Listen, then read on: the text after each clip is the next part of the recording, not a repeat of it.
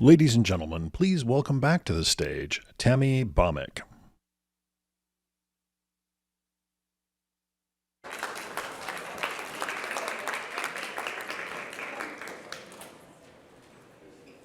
Welcome back, everybody. I hope that you all are learning as much as I'm learning, and I certainly hope that you're as inspired as I've been.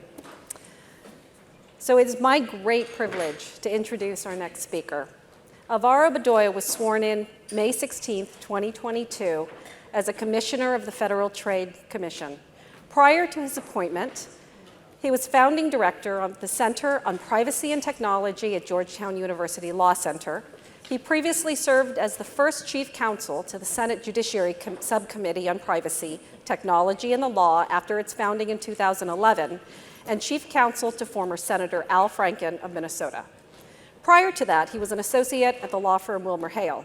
A naturalized immigrant born in Peru and raised in upstate New York, Bedoya previously co-founded the Esperanza Education Fund, a college scholarship for immigrant students in the District of Columbia, Maryland, and Virginia. Please join me in a warm welcome for Commissioner Bedoya.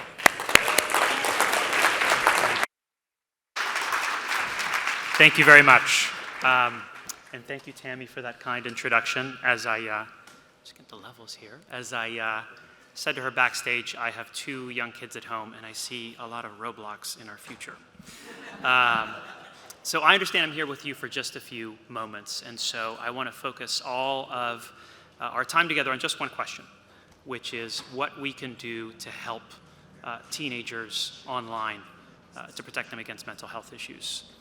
And I want to offer what I think are 3 key strategies that I certainly have been doing a lot of thinking about, and I know that others in the field have as well. The first is better privacy protection, instituting, preferably via statute, standards to protect kids' information online. The second has to do with enacting a best interests of the child standard, perhaps along the lines of the UK, or alternately along the lines of California, which has instituted a standard that's actually slightly stronger than the UK standard in a subtle way that I think a lot of people, including myself, initially missed. And third is improving our expertise, the kind of expertise we're bringing to the subject, particularly with a focus on embedding child psychologists and psychologists in general within law enforcement focused on technology firms and social media firms in particular. So I'd love to take a moment to talk about these 3 things in order. But first, I want to take a step back and restate the problem. I am not one of those people who thinks that social media is toxic. I'm not one of those people who thinks that social media is toxic and harmful to teenagers. The best statement of the problem that I've heard comes from U.S. Surgeon General Vivek Murthy, who in his advisory on the mental health of teenagers, I think issued about a year ago, said, hey, look, it's not the case that all social media is bad for all teens all the time, but surveying the evidence, he says, it certainly seems that some uses of social media for some teenagers certainly are harmful. So that's one component of the problem I want to address, which is that this is nuanced. This is not a straightforward problem we're facing when it comes to the mental health of teens online. The second is that nuance should not be a barrier to taking action. Because the claims, and I want to emphasize claims, that the research makes are quite serious.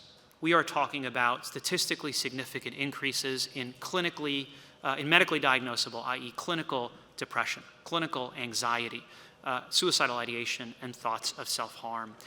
And I feel strongly that we do not need to know absolutely everything there is to know about this problem before we start putting in place protections to get at what seem to be important components of it. So with all that said, how do we go about trying to address some of these problems? First, privacy protections, improving, preferably via statute, privacy protections for children and teenagers, and also along that line, restrictions around targeted advertising. Why? So some of the sticky features that keep children and teens online are unquestionably fueled by data. Not just any data, personal, sensitive information about age, about preferences, about friend groups, etc. And so much of what appears to keep children and teens online is that they are not just experiencing the exact same thing as everyone else, they're experiencing something that is tailored to them and thus keeps them online for longer. And along those lines, some of that drive to keep kids online would certainly appear to have to do with the desire to keep them online to serve them more ads. So legislative proposals that propose to increase the protections that kids have online around their information and decrease the ability to serve children with targeted ads certainly seem like very positive steps forward to me. The second is this best interests of the child standard, which I certainly heard about first from the UK Age-Appropriate Design Code, although obviously the best interest of the child standard is an older standard that's applied in other settings. And much more recently has come up in the context of California's Age-Appropriate Design Code, which was passed recently and should, I believe, take effect at some point middle of next year. Why do I think this is a good idea? Why is this something positive and, in my view, critical, having something along the lines of the standard? Well, I'll give you two reasons. While some of the things that keep kids and teens online are fueled by data, personal sensitive data, a lot of it also stems from simple design decisions along the lines of endless scroll, along the lines of auto replay, along the lines of preferencing certain kinds of content, i.e. images, i.e. video over others. And so privacy is not a solve-all. Privacy is not a full solution to what appears to be this problem. So that's the first reason. The second reason is that companies, so public, law enforcers, companies are always going to know first what's going on, in my view. They're going to get the first information about the problems that their users are having, either from the users themselves or their parents. They'll probably have the richest information about what's going on. They get to look under the hood while the car is in the garage.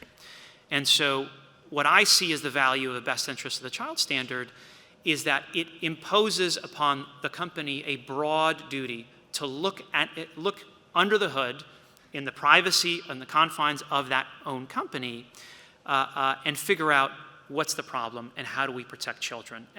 And the standard elevates that to be a priority. And let me point out the difference I see between the Age-Appropriate Design Code in the UK and California. If you read the Age-Appropriate Design Code in the UK, which is a landmark, transformative piece of legislation, and our colleagues in the United Kingdom deserve every bit of credit for it, it stops short of getting at technologies that are intended to manipulate children and teenagers online longer than they want to be online that are not fueled by data.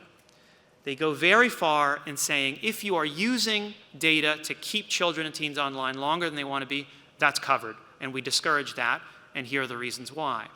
But it stops short of saying that all the techniques that keep children and teens online longer are prohibited, discouraged, etc., because the core of that code is data. California, on the other hand, has no such restriction. By my reading, and I'm not charged with enforcing the California law, it requires companies to look at all practices that could harm children and teenagers' well-being and mental health online, irrespective of whether or not they are fueled by data. Obviously, there are very, very powerful privacy protections in that law, but I do not read that best interest standard to be cabined by data in the same way that the UK standard is. And that, in my view, represents a step forward. And I'll highlight the Kids Online Safety Act, sponsored by Senator Blumenthal. Senator Blackburn in the Senate has a comparable provision. And in my view, those provisions are important. Third, we need the in-house expertise to deal with this problem. So more privacy protections, a best interest of the child standard, Ideally, these are statutory rules provided by state legislatures and Congress. What can we as enforcers do on our own? So one of the first things you do when you come into an office or a role like the one I have is you learn the authorities that you are charged with enforcing backwards and forwards. And so the core of my Consumer Protection Authority is a law passed in 1938 by the Wheeler-Lee amendments to the FTC Act, which gives the FTC the authority to protect against unfair and deceptive trade practices. And Congress has very helpfully codified what the unfairness part of that means by clarifying that you need a substantial injury that's not reasonably avoidable by consumers and is not outweighed by countervailing benefits. And so let's talk about that first phrase, substantial injury. Standing right here, you know, if someone makes an allegation about an unfair trade practice, I have dozens, I think possibly over 100 economists on staff at the Federal Trade Commission who can quantify down to the cent exactly how much money was or was not lost by consumers by a particular trade practice. Similarly, if someone makes an allegation having to do with technology, a piece of code is functioning in the way it's not supposed to, thanks to changes, and we've had economists for decades on staff, but thanks to the last decade or two, we now have dozens of technologists on staff at the Office of the Chief Technology Officer who can help us determine what is a substantial injury. But when it comes to mental health, I have not one full-time psychologist, let alone a child psychologist on staff who can help me, my staff, the enforcement staff make sense of these things. Now, are we out there just shooting blind? No. Obviously, we can hire people as external experts, and that is exactly what the Commission does in these instances. But in my view, having those experts on staff guiding not just enforcement actions, but also studies, investigations, policy writ large would be a key step forward. And I think the last thought I'll leave you with is there's this adage in Washington that the law always trails behind technology, right? First comes technology, then comes the law will always be behind. Well, what I want to underscore is that expertise trails behind both. It is not enough to pass laws to address a particular technological harm. You also need to make sure that there are experts on staff who understands how that law should function and how that law should be enforced. And it is not automatic that by passing the law, you will have those experts on staff. And so I think it's time to update our law enforcement work to encompass the full range of harms that we are seeing in the field. And I think a critical part of that is hiring psychologists. I'm very grateful to spend this time with you, grateful to Stephen, grateful to Tammy, grateful to all the staff of the Family Online Safety Institute for having me. I wish I could stay longer. I have 2 toddlers at home with very strong opinions about that, so I will not. But thank you all so much. I hope you have a great day, and I hope our paths cross soon.